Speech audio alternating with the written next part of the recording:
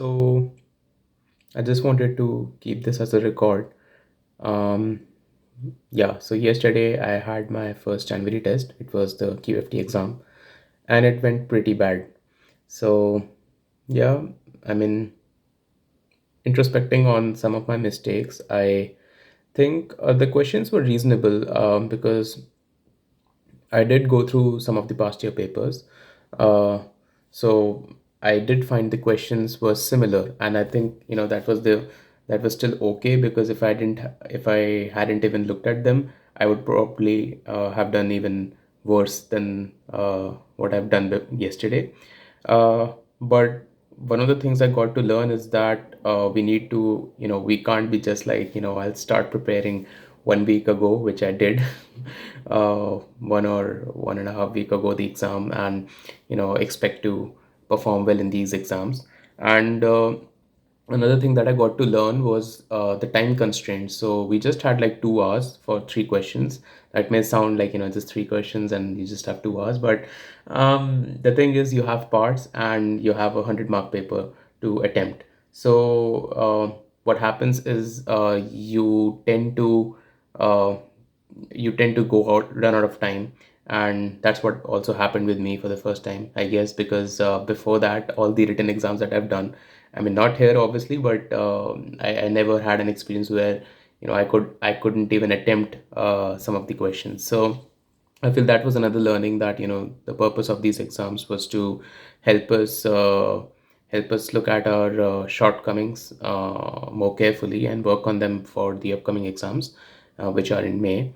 And yes, so tomorrow, similarly, I have my particle symmetries and unification exam, and uh, I don't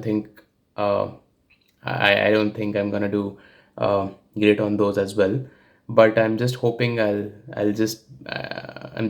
survive that wave of exams, and let's see. So currently, my focus is uh, just to practice some past year papers for particle symmetries, because I enjoyed that subject really well. So I feel maybe maybe that subject is something that I might still perform good in a relative aspect to unification.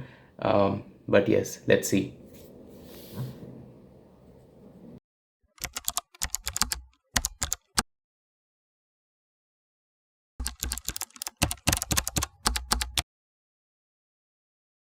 I got done with my second exam yesterday, and apparently it went relatively good, I would say, as compared to as compared to my QFT exam. And I just had prepared for one subject and just like revised another subject like on the way to college, and I think I did like okay-ish. I'll pass at least, not fail, unlike my QFT test.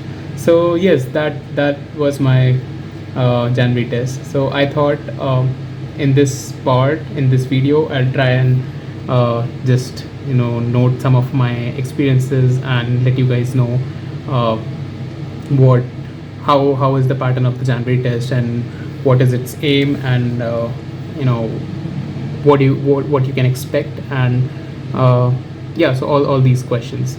Okay, so first of all, let me quickly go through like the structure of this MSc. So as I've already mentioned in my previous videos as well, so we have 8 modules that we need to cover up throughout the MSc, out of which 4 are compulsory ones and 4 we get to choose from the optional modules that are offered here.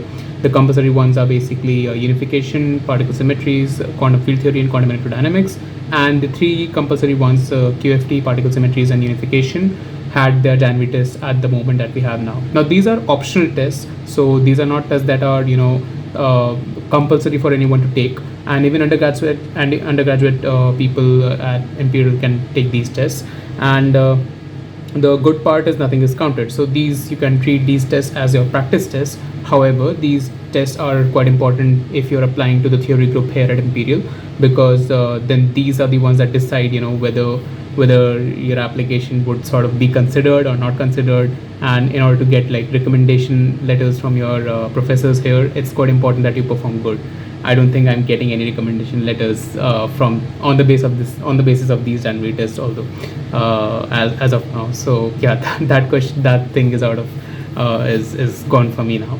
But yes, given that these are practice tests, so you can look back and you can look at the questions that they give us, and then you can sort of think about where you went, where did you lack, and you can work on your lackings, and yes, perform well on the ones that will happen in May. That will be the final ones.